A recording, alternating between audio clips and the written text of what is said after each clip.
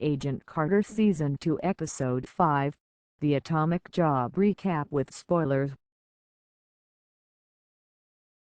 Jason Wilkes wakes Peggy up in the middle of the night. He brings her back to the lab and showed her the tissue sample from Jane Scott's autopsy. When he gets close, the zero matter is drawn to him, and he's drawn to it. The zero matter suddenly escapes the container and leaps into Wilkes.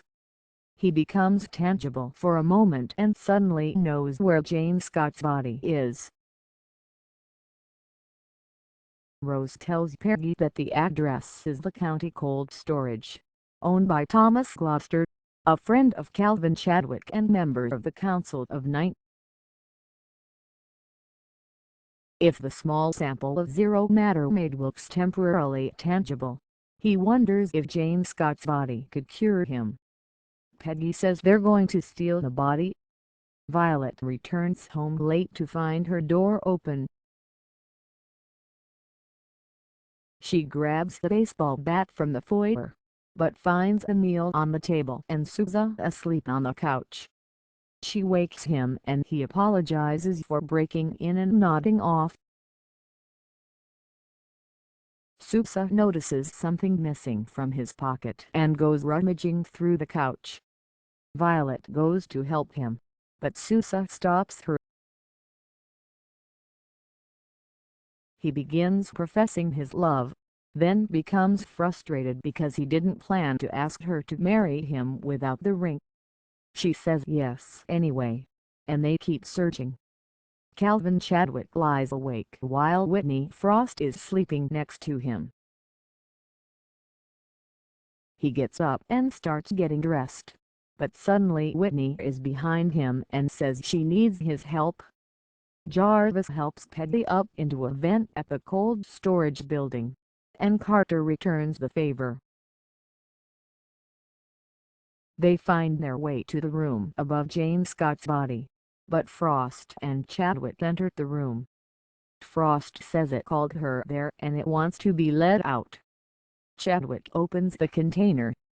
Frost touches the body and absorbs the zero matter from it. Her eyes turn black, and she says she needs an atomic bomb. Back at Stark's lab, Wilkes says Frost wants a bomb to replicate the original zero matter experiment. He says there are 2 remaining warheads made by Roxxon matching the one used in the original test. Jarvis says Stark's corporate espionage against Roxxon has found a particularly impenetrable storage location that probably houses the warheads.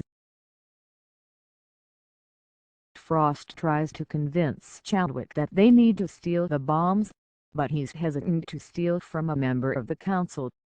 She butters him up by telling him that the zero matter would give them more power and get him more recognition. He pulls away from her but asks about her plan. Peggy arrives at the SSR office to find everyone celebrating Sousa's engagement. She pulls him away and asks about disguises to sneak into Hugh Jones' office at Roxxon. They bring some pie to the lab to help convince Dr. Samberly to let Peggy use a memory inhibitor. Peggy disguises herself and sneaks into Jones' secretary's office. She starts searching when Jones shows up and starts flirting. She plays along until he leaves for lunch, then goes into Jones' office. Just as Jones gets to the elevator he remembers Peggy's face and runs back. Peggy uses the memory wipe and sends Jones back on his way to lunch. On his way down the hall, he remembers again. He heads back to the office, and is memory wiped again. Peggy sees a poster on the wall that says the key to success is in you and realizes that Jones must be wearing the key she's searching for. She searches him, mind-wiping him several more times, before finally finding the key in his belt buckle. She takes it and sneaks out. Whitney takes Chadwick to see a mob boss named Joseph Manfredi at a restaurant. Manfredi and Frost were together about 10 years ago, and Manfredi isn't pleased to see her on Chadwick's arm. He flirts a bit, and then asks what they want. She offers him construction contracts in exchange for manpower to move some equipment, men who are good with their hands and discreet. Manfredi says he needs assurance that he and his associates won't be featured in the newspaper. Manfredi calls over one of his men and then suddenly attacks him for undressing Frost with his eyes, pounding on him in plain view of the other customers. Jarvis, Peggy, Sousa and Wilkes map out a plan to infiltrate the Roxxon storage building. Sousa will be tasked with disarming the bombs. Jarvis asks if the SSR can help, but Sousa says there's no one they can trust entirely. Peggy thinks of Rose. Sousa is hesitant, but after seeing Rose handle one of their talent agency clients, he agrees to let her come on the mission. Rose, Peggy, and Sousa go to the SSR lab to get some more equipment. They find the motion detector just as drive. Saggerly walks in on them. He takes the memory inhibitor and motion detector. Rose flirts with Saggerly and convinces him to help, but he insists on coming along on the mission. Peggy's team drives up to the building in a blacked-out car marked Civil War Antiques. The guards approach Saggerly and Rose, who pretend to be a lost married couple. Saggerly activates and tosses a device over the fence. The device goes off and electrifies the guards, incapacitating them. Peggy's team notices that the guards are dressed well above their pay grade. The team take the elevator down and an already unconscious guard is waiting for them. Then they find their floor. Sousa says Frost's team must already be there, but they stick to the plan. They open the grip for the security system and unlock the doors. They spot a room with extra security and figure that must be what they're looking for. Meanwhile, Frost's team searches room by room. Saggerly's motion detector picks up movement, and Rose says she'll take care of it. She starts fighting one of the Maggia goons. Peggy and the rest of the team find the bombs. Saggerly tries to lock the doors to keep out approaching goons, but accidentally locks Jarvis alone in the room with the bombs instead. Peggy tells Sousa to talk Jarvis through the disarmament while she deals with the Maggia.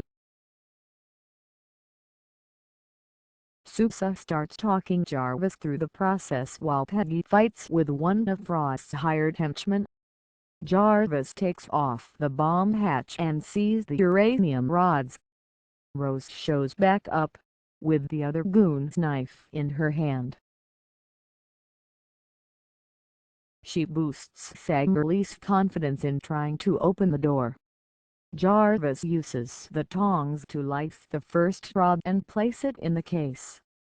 Peggy finishes off the thug and hears Frost. She finds her arguing with Chadwick.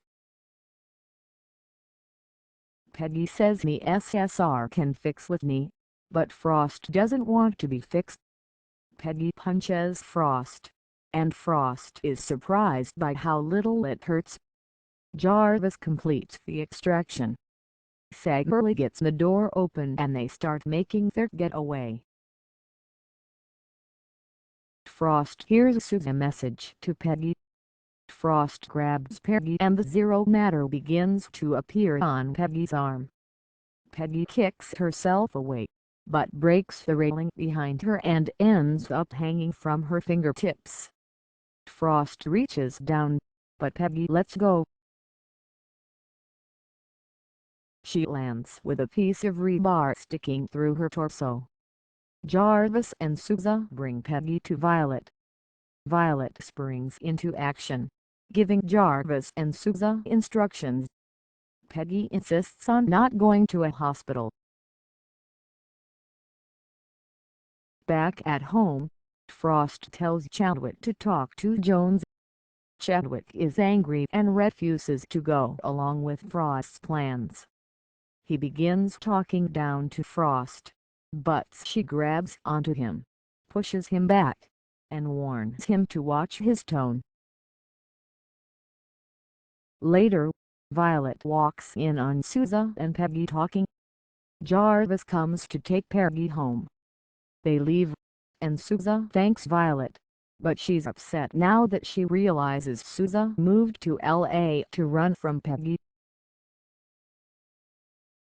She believes Sousa is in love with Peggy and he doesn't deny it. Once Frost is asleep, Chadwick calls an emergency meeting of the Council of Night. Jarvis tucks Peggy into bed and leaves.